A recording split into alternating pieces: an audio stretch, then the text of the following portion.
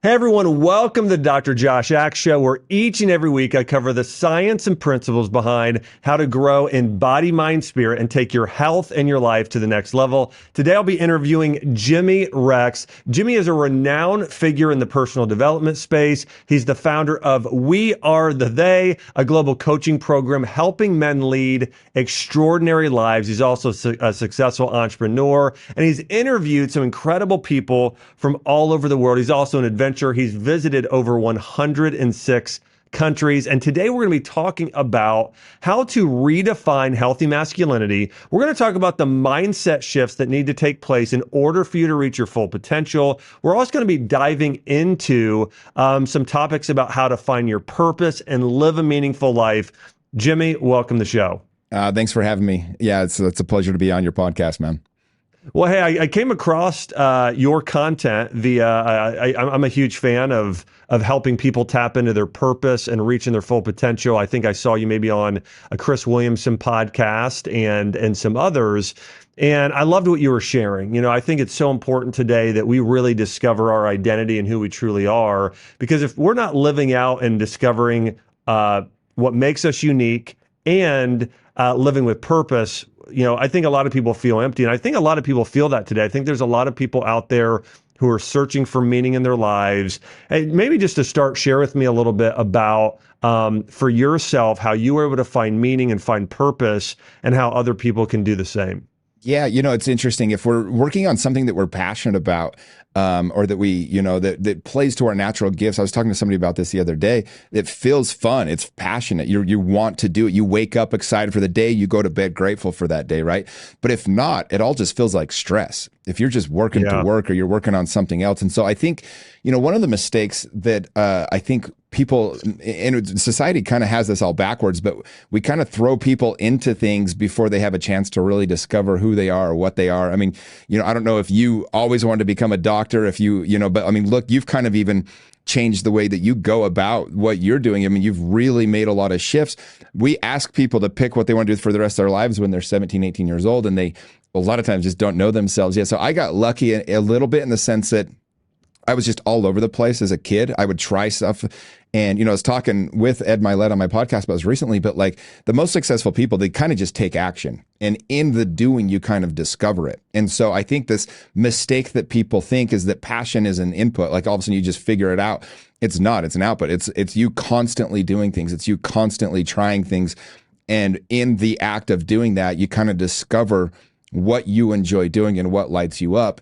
I know for me, for example, I have a life motto now, a life purpose that I kind of share. And it's the purpose of my life is to share my tremendous love with all of God's children, bringing happiness to others through my playful soul and by being an example of living an extraordinary life.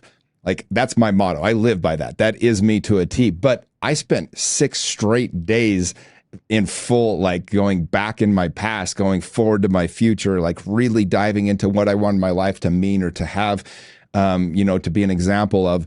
And that's how I discovered that purpose. And it's my, guiding light now that I have, and I can just pour my values into that. I was talking to someone the other day about this too, about being playful. It's this human being that's just always has stress and things around. I said, look, man, it's when you're in a playful state, you can't be in these other places. Like you can't be stressed. You can't be mad. You can't be fearful. I said, so for me, that's in my, my mission statement for my life, because anytime I get in trouble is when I forget to do that. And so I think just being very intentional, I think that the people that have the most success, they're very intentional. They absolutely know what they want, but they're also very willing to take action, not knowing if what they're doing is going to work. And I think in the doing, you kind of discover what you're passionate about. Jimmy, I'm so glad you're bringing this up, because I think this is an important distinction you're making when it comes to living a meaningful life. And even, I used to have patients come in and see me after they would see several other doctors, and specifically my patients who struggle with depression or anxiety or mental health disorders. And when they would come in, I would say, hey, what are some of the recommendations other doctors have given you? And they would say, told me to reduce stress. And I would say things like, well, how did they tell you to do that? Well, they didn't. They just told me I needed to reduce stress. And what a lot of people don't realize is that you have to replace it with something. If you are in a state of constantly thinking about yourself and your condition, and this could be, of course, this could be related to health. This could also be related to identity or your own problems or numerous things where you're constantly thinking of yourself, then it's going to lead to this state. You're going to stay in this depressed and anxious state versus if you then go and say, okay, you know what, I want to overcome stress. How do I do that? Well, what I would recommend my patients do is I said, hey, let's go have fun. Like you're saying, hey, what are things you love to do? Hey, doing lunch with a best friend, reading a novel, going shopping, going and, getting exercise, spending time in nature. Okay, let's go and take the time you're spending on obsessing about yourself and your problems. Let's now go and focus on things you love to do and on serving others, getting outside of yourself. And boom, all of a sudden, depression, anxiousness, these conditions started to improve. But as you're saying, I think it's so important. A lot of times people are just sort of wandering aimlessly and not realizing that you discover who you are by learning and growing and diving deeper into things and sometimes finding more about what you don't like versus what you like. And so I think that's a really important distinction. Yeah, I've been coaching for almost a year now with Neil Strauss as well. He's one of my favorite thought mentors. The guy is brilliant. And he had us do this exercise where we come up with what is our perfect day. It's not like a perfect day like your wedding day or like, the day that something happened, but like just a lifestyle, like your everyday life. What would a perfect day look like? And less than 20% of people have ever even thought about what a perfect day looks like for them.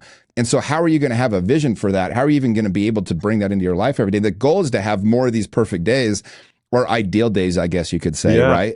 And in the course of that, you have a better life. And so the average person has maybe 10 or 20 ideal days a year or perfect days a year.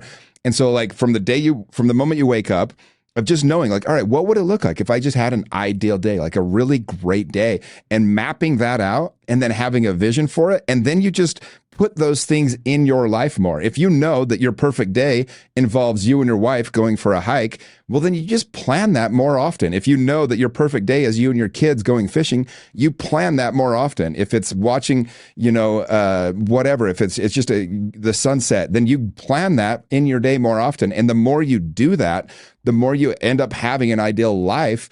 And you just look back at the course of a year. If you go from 20 ideal days to 80, you're going to be feeling much better about the life that you're living and how you're going about doing that. But we have to be intentional. I think that's the part, like most people just let life happen to them. And so what I tell people is like, look, figure out what would make you happy and literally schedule those things into your day every single day, not to be a checklist, but more just to be a guiding star to like, hey, this is what makes me happy. If I do these things, a lot of people say like, oh, my favorite times are when I'm just hanging out playing games with my friends. And when was the last time you did that? Oh gosh, it's been over a year, It's like, oh, it's been 6 months. It's like, well, what is wrong with you? If that's your favorite thing to do, plan it every other week. Like just be intentional about it.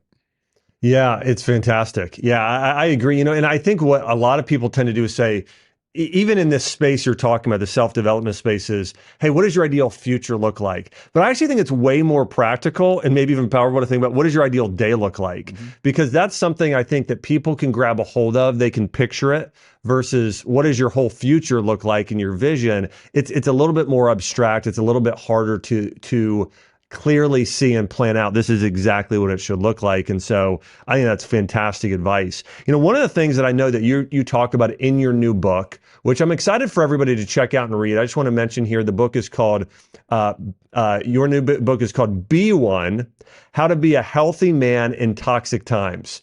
And so this is something I've actually discussed quite frequently on my podcast is healthy masculinity, because we're living in a world today where, just for example, in the last 50 years, testosterone levels in men have dropped by 33%. I mean, it is significant. And so we really see today there's a crisis around femininity. There's a crisis around toxicity or masculinity, which people today are calling toxic, which you and I both know it's not. But I would love to hear from your perspective, why masculinity is important and what do we need to do about it today as society in order to start fixing the perspective around what masculinity is and if it's good or bad. Yeah, no, and it's you kind of covered it there, but masculinity and femininity themselves they're neutral. They're not toxic. They're not toxic. They're just what they are. There are toxic behaviors both within feminine energies and masculine, people that can do toxic behaviors, but it has nothing to do with the actual energy of being masculine or feminine. I mean, the world, we know that everything is polarized, right? Like, and it's the very earth itself has a north and a south polarization, and that is the way that everything stays in balance. And we know that the most passionate relationships, they have a very polarized masculine and feminine energy, because that's the more polarized you are, the more passion you're going to have in your relationship. For example, whether it's a gay relationship or a straight relationship, there's always a masculine and a feminine energy. That, again, the further you can polarize that, the more passion you'll have. Now, you have to have things in common to make it work, but that polarization is very important. So for masculine men, for example, for men with masculinity, like, women want to be free in their feminine. Like, one thing that I know about human beings, Josh, is they will do whatever they need to feel safe. And for the feminine to be in that energy, it's a very open, it's a very vulnerable energy. When they're truly in their feminine, you can see when a woman's there. They always have a strong masculine energy holding them. That allows them to be freely into that energy. So if you have a wife that maybe you wish was, more feminine or more into that energy, it's because she doesn't feel safe to go there. Like, a lot of people that have problems in intimacy or with sex, it's more of an intimacy problem. It's more of a safety issue. If that person truly feels safe, then they will be open. They'll be intimate. They'll be very vulnerable in that space, and you'll probably have the sex life that you want. But just in general, every day-to-day life, if the masculine doesn't protect and make that safety, and so like for, whether it's for your daughter, for your sister, for your mom, for your wife, whoever that's for, when women are surrounded by strong masculine men, that's providers, it's leaders, it's people that are protectors of their loved ones. It's being able to, like, if a woman wakes up every day, like what a woman wants is to wake up and just know, I can do whatever I want because I have a man that's got me, and he won't let me become a shit show. He won't let me get too out of control because he's got me. Like, if you want to, like, guys are always trying to figure out, with the dating game, they're like, what's the perfect date? Well, I'll tell you. You just literally make it so they don't have to think about anything, and they feel completely safe, and they feel special. They feel seen. They feel understood. Leave a dress on the bed. Say, put this on. I'm picking you up at 6. I've got the whole night planned. That woman is going to be more excited than anything else you could possibly do or say in that moment, if she knows that you've got her, right? And women the thing is, though, is you want your woman to respect you as a man, you have to be respectful. And so for men, you have to think about this, like, all right, how am I going to make my woman safe? And a lot of times where toxic masculinity gets thrown out there is where men don't make women feel safe. It's the look that, lingers on the woman that's, not theirs. It's the inappropriate touch of the arm or the waist. It's these little things. And it's always, I call it in my book, I call it leaky energy. Like, it's leaking out, and you can justify it as a human. You can be like, oh, I wasn't doing anything wrong. I didn't actually cheat. I didn't actually do anything. But like, you were inappropriate. You did something you shouldn't have done.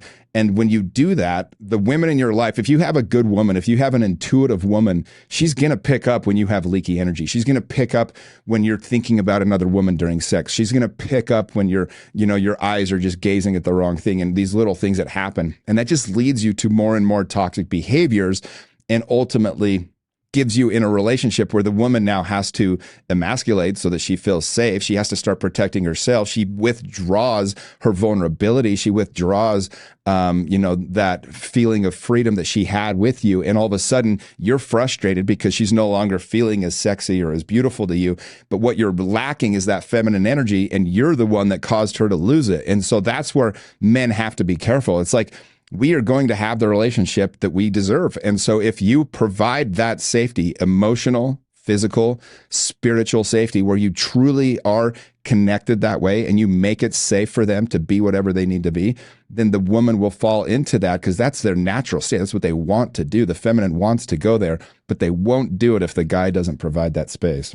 Wow. There's so much wisdom there. I mean, I think this is fantastic. And I think you've explained this in a more I think understandable way than I think most people that I've maybe heard anybody explain it. And so I think this is really powerful to take away. One of the things that came into my mind as you were sharing this is sort of these standards. There is a false belief that when when we do things as individuals that it maybe only impacts us, right? So you mentioned this, like, hey, glaring off at another woman. So it'd be easy for a man to think that looking at a woman that's not your spouse for a few seconds, that is only impacting you, that it's not impacting anyone else. But that's not reality. We live in this very individualistic society, and for men or women to think, well, any action I do only affects me. That's true 0% of the time. 0% of the time. When we're looking at our physical health, there's something called epigenetics, and basically, like, your health now determines, and especially before you have kids, the health of at least 4 future generations or more. I mean, every generation that comes after you, your kids, your grandkids, even what the mom's eating when pregnant. I mean, it affects the gut microbiome of the mom, then that child, then that child, then that child, then that child. And it's actually very biblical. The Bible will say it affects to the 3rd and 4th generation. We're seeing now, actually, there was a study came out recently saying it affects the 3rd to the 4th generation. So anyways, I'm just in complete alignment in terms of what you're sharing. I think it's so important to realize that our actions affect everyone around us. And I also want to say, I think part of what you're sharing here as well is it's like raising a standard. I think a lot of times people have these standards, and I believe one of the biggest ways to change our lives is to raise your self standards, or raise your standards in your marriage, or who you're showing up to be. How do you, do you agree with that? And what are your thoughts on how are ways that men and women can start to raise their standards to become better in relationships and just overall, better at life? Yeah, no, it's a great question, Josh. So I think that, one thing I've realized coaching over 500 different men now, and having this program, and seeing the results that I'm getting, is that you can't change anybody. People have to change themselves. And what your job as a leader to do, or a coach, or whatever that might be, is you can create an environment safe enough for them to want to change, to be inspired to change. But as far as making those changes go, the only real change is an identity change. Like, you have to change the way you actually see yourself. You've seen this as a doctor. When people lose weight and keep it off, it's because they no longer saw themselves as the obese person. They finally said, I'm a fit human. Like, I'm going to be a healthy person. It's when people say, I can't believe I used to be that person, they've killed off that version of themselves. Like, I am appalled at how I used to look. Like, when you hear people say those kinds of things, they're not going back, because they've literally killed off a version they used to identify with. Somebody says, oh, I don't want a cigarette, is much different than, oh, I don't smoke. Like, that is an identity that you have, and you don't have to worry about that. This is Atomic Habits. James Clear talks about this in a lot of detail. But so what I've realized is for people that want to change their life, or to better their life, up their standards, because when we're stressed, here's the sad part, we don't go to our goals. We fall to our standards, our habits. And so you have to, I always say, it's the people that you hang out with and the thoughts that you have are going to determine your behaviors. Those two things are the most important. So how do you get better thoughts, and how do you get better people in your life? Unfortunately, a lot of people just become friends with the person that lives next door, the parents of their kid's friend or whatever, the person you went to school with. Not me. I literally say, who inspires me? And I go do whatever I can to create value in their lives, and they become my close friends, because I know that my life will be determined by the people I'm around. It's because it affects my behaviors. It affects the way I think. It affects the conversations I'm having, to the point where I'll go to old conversations. I used to be a diehard sports fan. Like, I did not miss a game of March Madness, right? This year, the team I picked to win it all, they lost their first game. I didn't even know what I was doing. Like, I haven't seen a basketball game all year. My point is, like, not that that's a bad thing. I enjoy, I went on a date to a Jazz game the other night, an NBA game. But my point is like, I used to think that, like, whatever happened on that court was everything important in my life. And so therefore, I wasn't focusing on things in my own life that could have made it better. Then you contrast that with some of the people I get to be around now, and every single day they're doing things 10 times bigger than I am. And all they're talking about is doing bigger things and better things, and like how they can improve other people's lives more, how they can make a difference in the world. And all it does is it inspires me. Like, the whole reason to go to a conference, be a part of a mastermind, go to an event, listen to this podcast, me and you, Josh, we're not going to say anything life-changing on this. We might have 1 or 2 lines that'll make good reels or whatever else. But what happens is, when you put yourself in environments where you hear people talk about these kinds of things like we are, you're going to get your own inspiration for your life and go, oh my gosh, that reminded me of this. I can do this better in my life. You say things every single day that the actual thing that you say, people might not change that, but what it's doing is they're going, oh, I need to be healthier. Oh, I need to take this serious. I need to think about my health. I need to be a better person.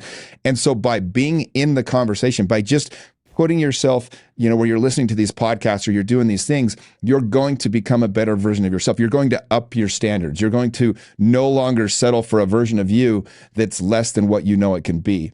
And so I always tell people to get very clear on what their highest self is. Like, again, make a vision for, okay, what would my best version of me do?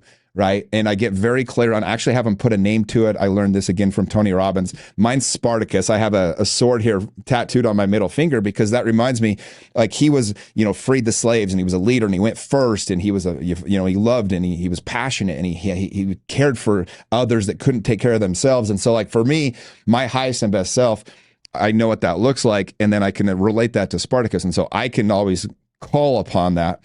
And that's what I am kind of challenging myself versus. I'm not putting myself and saying, all right, how do I stack up versus, Josh Axe or Ed Milet or some of these other people? I say, what is my best version of me and how am I playing out today? And little by little, if I just act like that best version of myself, I start to close that gap until I become it. And so knowing what that even looks like is the first step. And then the second step is just a daily, constant reminder of trying to be that. And by the way, you're going to fall short a lot. So every time you do, you go, okay, here's what I learned. Here's what I didn't do so good. And then you just slowly and surely keep acting like that better version of yourself. And ultimately, that is how you raise your own standards in your life. Yeah, it's so good. It's so good. I think one of the other things I know you get into in your book is some of the challenges that men face today. And I'd like to get into that. It could be relational challenges, it could be health challenges, other things. But what are some of those, what are some of those, I guess, challenges in relationships and fulfillment and I'd love for you to hit on the challenges you feel like that men face versus the challenges that you feel like women face and how to navigate those and overcome those. Yeah, I think one of the biggest things that I've learned is, women naturally want to talk about their experience. They relate through talking about a story, through sharing those emotions, whereas men don't. There's a video I shared recently on my Instagram. It's two guys.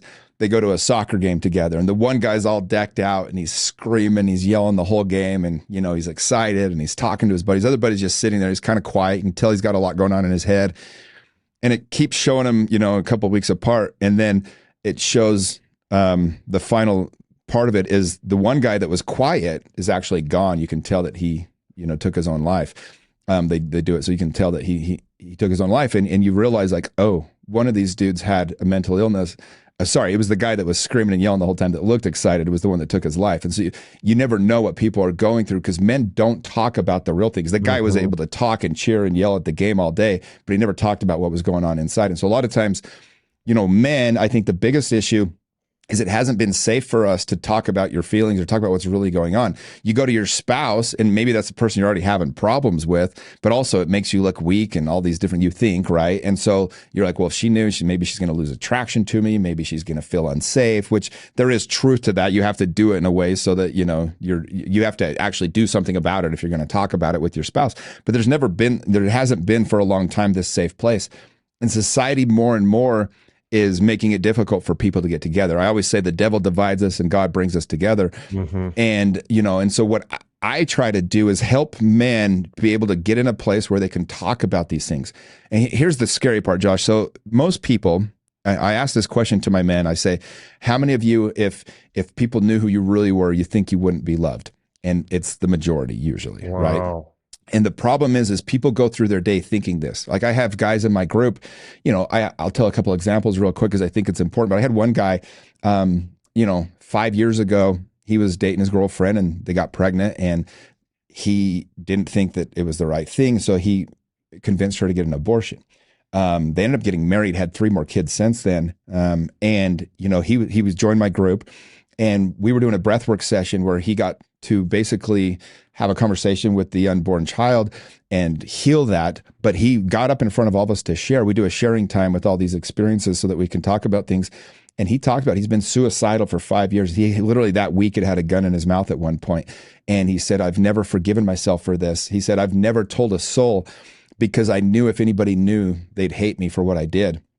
And instead of feeling judged by this group, our 50 guys, we all rallied around him and loved him. And another guy, was able to say, hey, I actually did the same thing when I was in college. And I've never told anybody. And he's crying. And all of a sudden, there's this safe place where, we can talk about these things, and he doesn't have to go his entire life with this guilt and this shame and this, this blame for what he did. And it's really been able to heal his own relationship with his wife and everything else. And he was able to apologize for gaslighting her and going through this. That's one example, and you have another guy, he says, Jimmy, he said, our first meeting together, he said, I've never told anyone this. He's a 35-year-old guy. He says, I've looked at porn every day of my life since I was 12, found it on the internet, and looked at it every day since. I've never told my wife, never told my parents. And he said, because what I do is I talk to them about how, like, if we don't show our real side, that's why vulnerability is a superpower, Josh, because when we show those that we love who we really are, then at least whatever comes back will know it's honest. But what happens if we don't? This guy said, I've never been able to celebrate a single day of my life because every single time people were pouring into me or trying to celebrate me, all I could think was if they knew who I really was, they wouldn't love me. And so he went home from our first weekend, told his wife about it. And he said for about 4 hours, she was super sad and upset with him. Then she came over and started loving on him and said, listen, I'm so grateful you told me I love you so much. And I'm so sorry. She started bawling and said, I'm so sorry you went through that by yourself. And he called me up and he's super emotional. He says, Jimmy, he said, for the first time in my life, I know my wife loves me. And from that day forward, he's literally been sober from, looking at pornography every day since. And whether he was or wasn't, though, he now knows that he's lovable. And everybody's two biggest fears, they're not enough and they're not lovable. And so when you can be a little vulnerable and you can open up, this is what men need. They need to be able to be seen because we carry so much pressure, we really do as men. And, it's awesome. It's beautiful. It's how we become leaders. And our wife and kids and family and neighborhoods and friends should be able to count on us and go, you know what? I'm good because I've got Jimmy in my corner. I've got Josh in my corner. I can wake up today and know that my day is not going to get that bad because worst case scenario, there's a strong masculine man that has me. But if that guy he's not even sure about his own self-worth, then all of a sudden that energy trickles through everybody else in their life. And so I think the most important thing we can do is to be, the 3 pillars of my program are vulnerable, authentic, and in integrity. And the reason why is because when we show up that way, we give permission for other people to do the same, and we can trust the love that we get. And then when we are full, we can then pour into everybody else. I mean, this is such an important and healing conversation, and so timely. I think that even more today than any time I can remember, it's not okay in society's eyes to be authentic and to share where you're at, and think about cancel culture. It's like if you make, the goal is if you make one single mistake ever, and it could have been 20 years ago, you're canceled, you're done. I mean, that's the message. And so people live in this state of, I know that if I admit this one mistake, I'm going to be canceled. And it's so anti-Bible, right? It's like when you read the Bible, it's like, no, you've murdered somebody or you've done the something incredibly wrong. God forgives you. Like all people are redeemable versus what society says is the exact opposite. There's a study I read recently and it was on men in looking at what believing if they were winning or not did to their hormones. And so it was a study on rowing. Okay. So these men, they didn't know if they won or not, but they basically went in a room and they did a rower. And so at the end, they told men, they said, you lost, you won, or there was a group, and I'm trying to remember how they deciphered this, but then there was another group of men, whether they told them either, they believed they were winners. Whether they won or lost, they just believed they were winners. And of course, it kind of makes sense, but it just proves this point of that if the men felt like they lost, they had much lower levels of testosterone. I want to say it was 7% lower. If they believed they won, it was like 3%. If they believed that they were winners, it was far, far above that. And so there are so many men today that just believe I'm not a winner, I'm a loser. And that alone will affect every part of your entire physical being, everything from testosterone being low, which then actually lowers your life, it shortens your life expectancy, a number of things. And so, I mean, it's very much to your point. Well, yeah, I mean, if we could see ourselves how other people see us, it would be a special thing because we're so hard on ourselves and we're so generous with others, right? Like I did this exercise just this week with one of my groups. I had each guy had to text 5 guys in the group. They've been together for about almost 2 years now. And they said, hey, I want you to tell me a special or unique talent that you see that I have that maybe I don't know about. And so every single guy is getting 5 or more texts of guys telling them how they see them. And one dude was like, he's like, dude, I just came up with 21 things that I've been told that I had no idea, like I couldn't see it in myself. And it's interesting. We all have this thing called imposter syndrome. It's one of the exercises that I do with my group. It's the first night they get together, I do this. And the reason why is I'd gone to so many masterminds. In the first day or 2 days, it's always people just flexing and trying to talk about their cars or their girls or their business. And what they're really saying deep down, their inner child is screaming, please love me. I'm worthy to get to know. Please be my friend. But what it comes off is like them bragging, right? So I have them make this thing that I created called the badass list. And basically they write down 50 things that make them a badass or more. They have to come up with at least 50. And then the key to this whole thing is you read it whenever you're feeling like an imposter, but you have to read it as if you're reading it about somebody else. And so all of a sudden you're seeing all your own accomplishments, but you're reading it about someone else. I remember when I read mine the first time, I'm like, okay, I have to be friends with this guy, right? Like this is amazing. But then I have him read it to the group and then we all get together and we celebrate when he's done and we just really celebrate each other. And by the time you're done, it's cool because you get a group of 50 guys where normally you'd be like, all right, who's the wealthiest? Who do I need to network with? Who do I need to, who could possibly make my life better? But when you see it this way, you're like, oh my gosh, that guy is the most amazing dad. That guy took care of his parents when his mom had cancer for 6 years. That dude has never missed one of his son's baseball games. He coaches him in 4 different leagues. Like all of a sudden, everybody is a badass and they're worth getting to know. And it just strips these walls of us trying to like hopefully fit in or think that we don't deserve to be there. It's like every single person in that room knows they belong there. They know they're a badass. And because of that, we treat them as such. And I think that's been one of the keys to this program that I have is every single person just feels like such a winner, to your point, in that group because they've been celebrated for who they are and the things they've done. Whereas we just don't see it in our own selves a lot of the time. Wow. It's so powerful. Any thoughts on in a similar vein? And I know you've worked with more men on this, but in terms of women, in terms of some of the challenges you feel like that they're facing in society today? Yeah.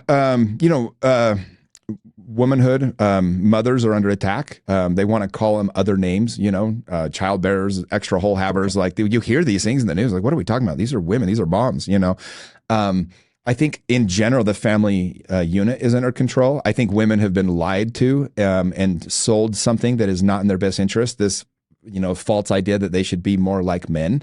Like women's power, and it is much more than a man's, trust me, when they're in it, is their feminine energy. It's not being a feminist, it's being in your feminine energy. Like all of their power is there. They have the ability to heal and to teach and to nurture and do these things.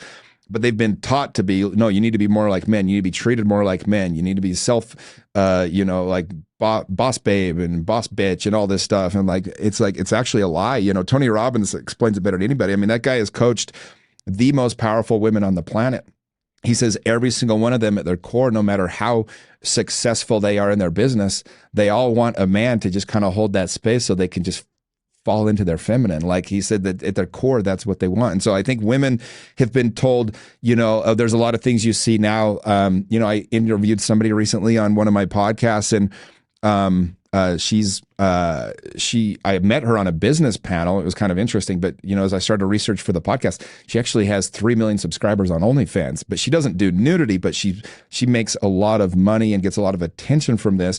And I think it's just society is set up now where a lot of women are being told like, hey, just put yourself out there and you can make some extra money and do these things. But what makes a woman feel special or valuable is the fact that she's rare or scarce, or that not everybody has access to her. And so these are a couple of the lies that I think that women are dealing with. And then young girls, right? Like this is where I really have a problem with this is like, the number one thing that young women want to be is an influencer. They want to be a YouTuber. They want to be a TikToker.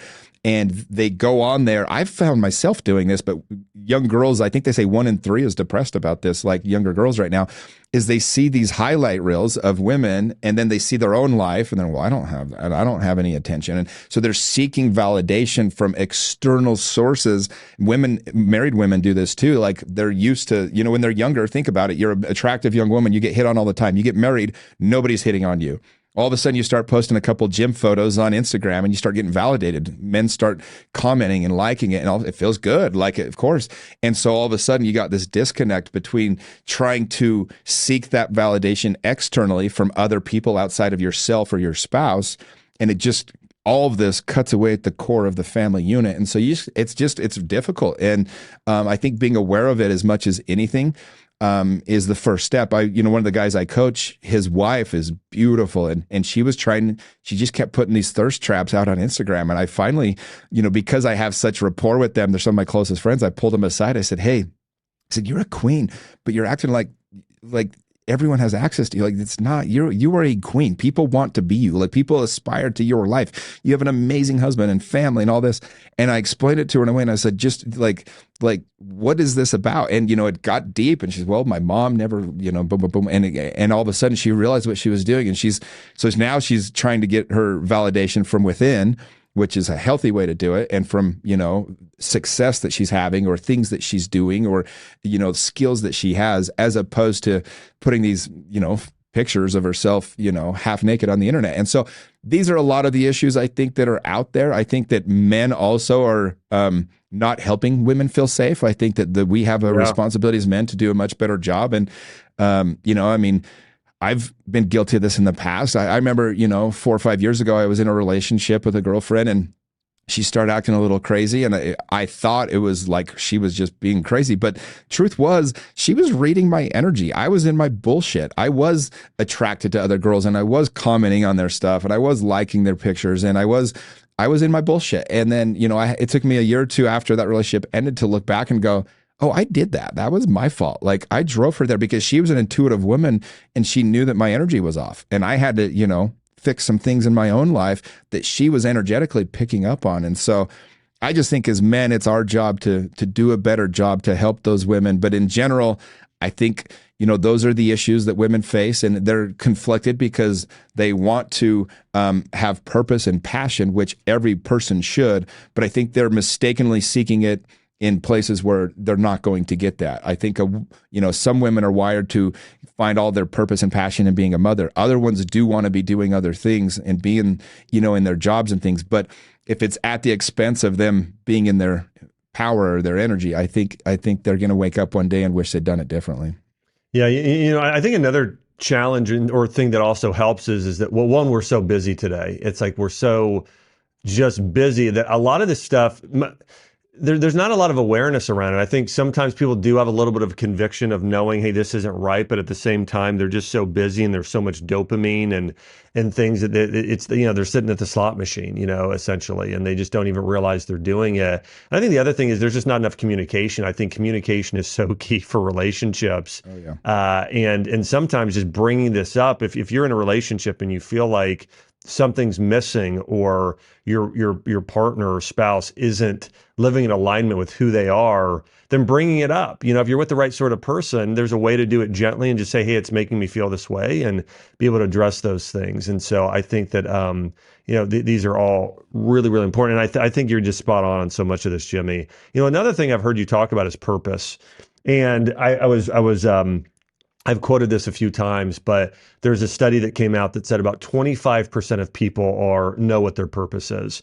And I think that there's purpose, there's a global purpose of humanity, which I believe is very, tapping into that global purpose and knowing what that is important, which I believe it's to, love God, love people, as Jesus talked about, and make earth a heavenly place, that initial thing of, given to Adam and Eve of what we're called to do. So I believe that there is this global purpose, but within that, I believe we have individual purposes.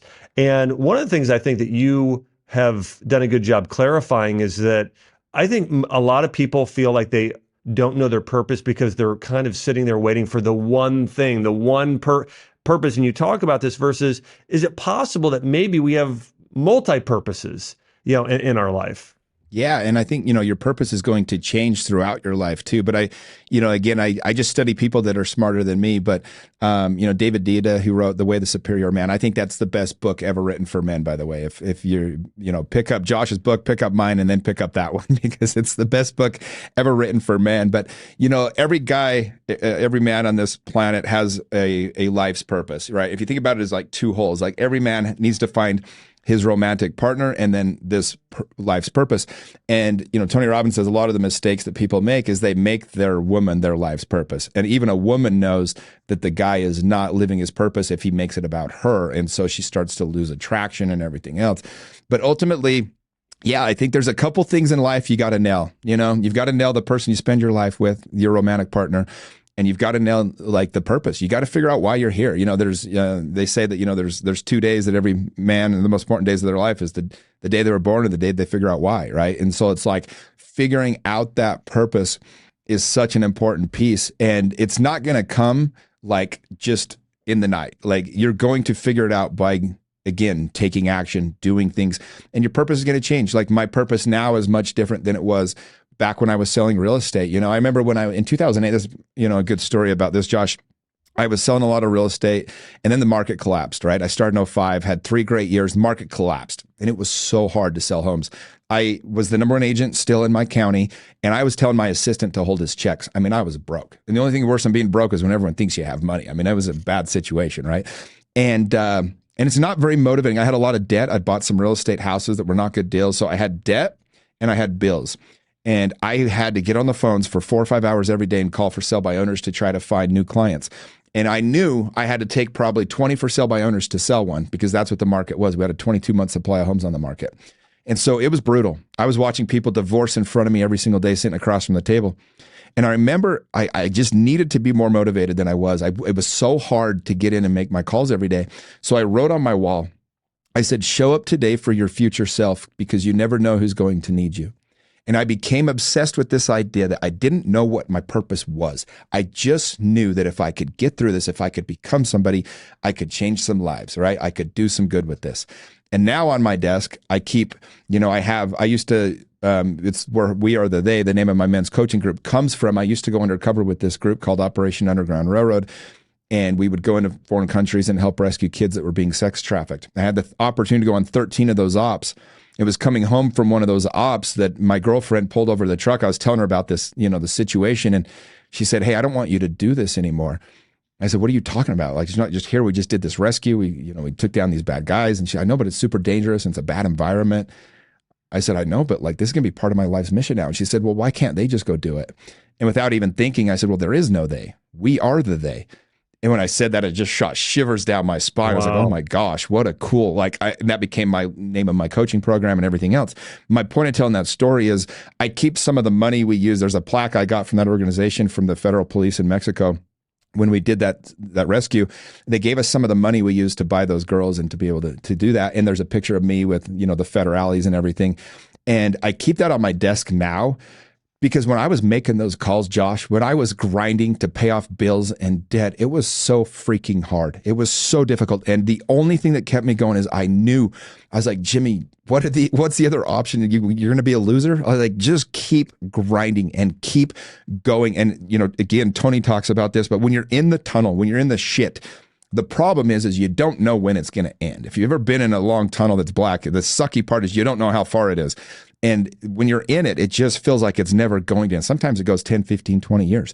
But when you get through it and you look back and you're like, oh my gosh, and what you're able to do on the other side of that. So I keep that plaque on my desk when I'm working, because when I have a hard day now, I can remember, oh no, this is worth it. Like I was able to do things. And in 2008, I would have never predicted how my life would turn out. Like that story I shared with you, that dude that was suicidal, and that is a core memory of my life now. Like when he got up and shared about that abortion and what was going on in his world, I literally took a mental snapshot, because in my life, it validated every decision I've ever made, good, bad, or otherwise. Like all the bad decisions I ever made, all the mistakes I made, none of it matters, because they created this perfect moment today where I was able to make a difference. And I've had 50, 100 of those now in my program, and watching these men do these different things. And I'm so grateful because it validates all the bullshit. Like everything was worth it. It's all perfect because there's these perfect moments that are happening right now. And so you have to be cognizant of that and you have to be aware of that. And so I kept that quote on my wall and it just motivated me every single day. I would touch it every single day. I'd be like, someday somebody's going to need me. And I'm just so grateful. Like my hero is me at that time. I'm going to be honest. I get emotional thinking about it because it was so damn hard to sell real estate. It was so hard to keep going. And I'm so grateful I didn't quit. I'm so grateful I didn't give up on myself because it was that hard. I was working 80 hours a week and I was making no money.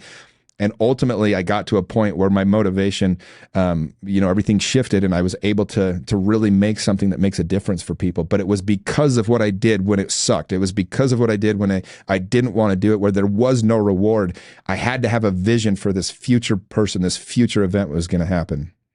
Well, this reminds me of the Nietzsche quote, he who has a big enough why can bear any how, and so it's that very much that when you have a why, when you have a purpose, it makes you more resilient, and this is also a key feature of masculinity. I mean, continuing to become more and more resilient. And part of that is being anchored and tied to having a purpose or purposes. And I love that. One of the things that I know you and I both feel very strongly about, and you've been able to have this in your life and also facilitate it in a really amazing way, is mentorship. And so talk to me a little bit about your own mindset about mentorship. You've been able to be mentored by people like Ed Milet and other people who are incredible people. Here's my question with this. Why is mentorship important? And how do you go about finding a mentor, but also being a good mentee? Yeah. No, great questions. I love talking about this because I've spent millions of dollars on coaches and programs and all the above. I have literally millions of dollars on this. I've gone to every conference, seminar, mastermind, you name it. I've been a part of multiple masterminds that were 6 figures plus to be a part of them. And I hired Ed Milet one-on-one to coach me for over a year and other guys that were just as qualified, Erwin McManus and Stefano Safandos. And here's the key about a good mentor. First off, you have to be a good mentee. I'll start with that. You have to find somebody that is where you want to be, that used to be where you are. Because what happens is they can collapse time. You can learn from all the things. So the reason I hired Ed is because I said, wait, that's where I want to be in 10 years. And he's there. And he used to be where I am. He's going to be able to help me get there. I hired Erwin McManus because spiritually, that man sees God and Jesus and life exactly how I want to and how I want to be like that spiritually. And so I hired him to be my mentor for that. Stefano, same thing with relationships. He used to be where I was at, kind of a shit show and kind of trying to figure it out. And then all of a sudden he figured it out and he has this beautiful wife and kids. And I'm like, oh my gosh, that guy knows what my life experience is. So the beauty of having a mentor is they collapse time for you. You're able to learn from their mistakes. But the key is you've got to figure out a way to create value for them in their life. Like so many people hit me up. I mean, it's a daily thing. I'm sure you get the same thing. People want to go to lunch. They want to pick your brain. They want 15 minutes. And I can't do it. I don't have enough time for my family and friends. But people that go, you know what, Jimmy, I actually believe in you so much. I'm going to hire you. Like, I'm going to join your program. I'm going to pour into you. It's like, that's a different level of belief in what I'm doing. And so that person I'll pour into all day long. And because it's part of my job to do so. And so you want to find somebody again that you just inspires you, that's where you want to be, and then you figure out how to get in their world. Usually you have to hire them, a mentor. I would recommend always trying to hire them because you just want them to be motivated. You want them to, have an interest in what you're doing. And people that are where you want to be, they don't have time to just freely give their time and energy to everybody. They don't. You have to pay to get it. And unfortunately, that's just how the world works. But that's why having mentors is so important. I mean, it collapses time. It's done it for me so many different times, Josh. I look back and I just laugh at my first 6 months as a real estate agent, I sold 3 houses. 3. I hired Mike Ferry. This is my original coach. And I got lucky. This guy happened to be the GOAT when it comes to real estate agent coaching. I didn't know that. I just got lucky. But that dude, my next 6 months, I ended the year with 60 homes sold. The next year, I sold 98 homes with one assistant. I was one of the 2 finalists for the salesperson of the year on the Salt Lake Board of Realtors. I went from almost out of the business to the #1 agent in less than a year because I found a coach that told me exactly what to say, told me exactly how to say it, and then held me accountable to doing it every single day. And so it's that accountability piece, it's that support piece, and it's a skills and knowledge game as well. I learned this with my own father. I had an opportunity to have a really beautiful conversation with him about a year ago. And he just didn't hold the skills that he needed to communicate with us better when we were younger. Like, God bless him, he's innocent. Like, he literally does not have the ability to do it. And so I sat there listening to him and I was like, oh, he can't hold space. He doesn't know how to do it. He doesn't know how to have empathy in this situation. And all of a sudden it validated my youth, and I was able to have a different love and empathy for him. But also it helped me realize I need to teach my men how these skills work. I took for granted that I just know how to become friends with people. I'm like, I'm going to teach you step by step how you be a good friend. How do you be a good, communicator? How you hold space for another human being. And so all these things you can get from coaches, and just find out who's the best at it and then go get in their world. It's so good. I mean, you know what? My biggest life lesson is you become who you surround yourself with.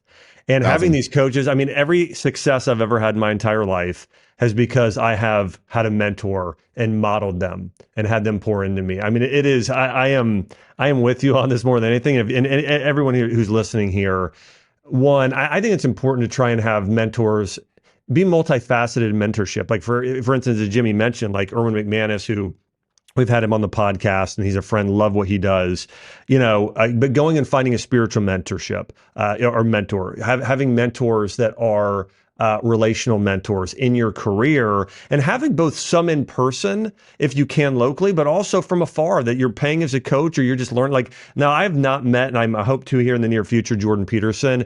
I've learned a tremendous amount of him as I've studied a lot of psychology over the years. But again, it's just really important to understand it's the greatest thing you can do to grow. So this is a amazing piece of advice by Jimmy. Well, by the way, Josh, let me plug this real quick too. Yeah. So if you're, it took me 20 years to be able to afford these kind of mentors, right? Like, you can start out with reading their books. Like, if you can't afford my coaching program, go read my book. It's the same information. Like, go get your book. It's the same information. Like, whatever stage you're at, you can get mentored by somebody from a book or from their videos. It doesn't have to be one-on-one to start out. I just wanted to emphasize that, because anybody listening to this that's like, well, good for you, you can afford to do that.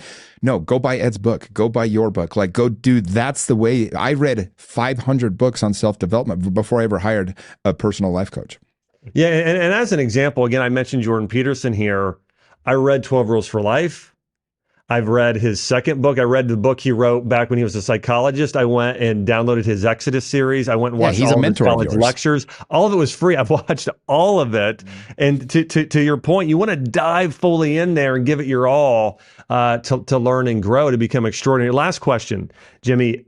One of the things, and by the way, I've loved this conversation. This has been such a great interview because you have shared so much wisdom. And I think these are things people really, really desperately need.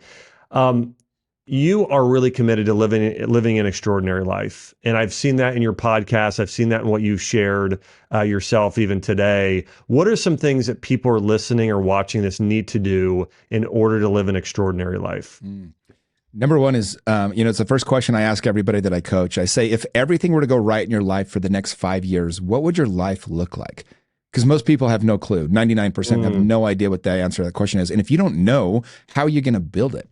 Right? Then the next thing is get very clear on your motivation. Why? Why do you want it? Like, and be very honest about it. Is it because you want to get laid a bunch? Is it because you want to prove your parents wrong? It can be the most bullshit reason, but if that's the real why, you better get clear on why that is. And then the third thing is you literally just map it out. Start with the end in mind. Take massive action towards it. But here's where people get in trouble. It's all about the consistency.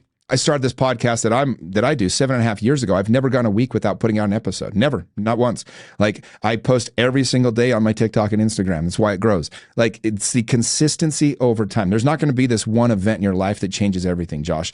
It's the consistency over time of constantly doing the thing. And you look back in 2, 3, 4 years ago, holy shit, I've actually done something here. If you want to write a book, most people don't do it because they just, it's this giant task, and you hear, like, take one bite at a time. That really is it, though. You sit down, you write a paragraph here, a page here, a chapter here. Next thing you know, you look back to, holy cow, I got 90 pages. Like, I got something here. And then all of a sudden you have a book. And so it's consistency is what I tell everybody. Like, and then the next thing I tell people is find what you're passionate about. Like, if you find your natural gifts, I think it's about your gifts. If you are working with your natural gifts, everything feels passionate. But if not, it all feels like stress. When you're doing things that aren't naturally come to you and that you don't naturally enjoy, it's just stress. And so find out where you're stressed in life. You're probably not using your gifts, but start trying to figure out, in your career or in a different career or in a life, how you can use your gifts more, and everything will go from stress to passion. And that's what makes it fun. Yeah, it's so good. So good. I want to encourage everybody, check out Jimmy's new book. By the way, this book just came out. It's incredible. It's called Be One, How to Be a Healthy Man in Toxic Times. And so all the things we discussed today about relationships, all the wisdom that Jimmy shared today on how to be a more powerful man, how to be a winner, how to be the best version of yourself you can be. You can check it out in his new book, Be One. You can go to Amazon.com. It's in bookstores nationwide. I want to encourage you to get the book here by Jimmy Rex. It's called Be One. Also check out his podcast, The Jimmy Rex Show, and follow him on Instagram. So much great information you'll constantly be seeing there. And Jimmy, I want to say, man, thanks so much for coming on and sharing your, all your wisdom with us today. No, I loved it. Thank you, Josh. Thanks for all you're doing. And I'm sure we'll be in touch soon, my friend.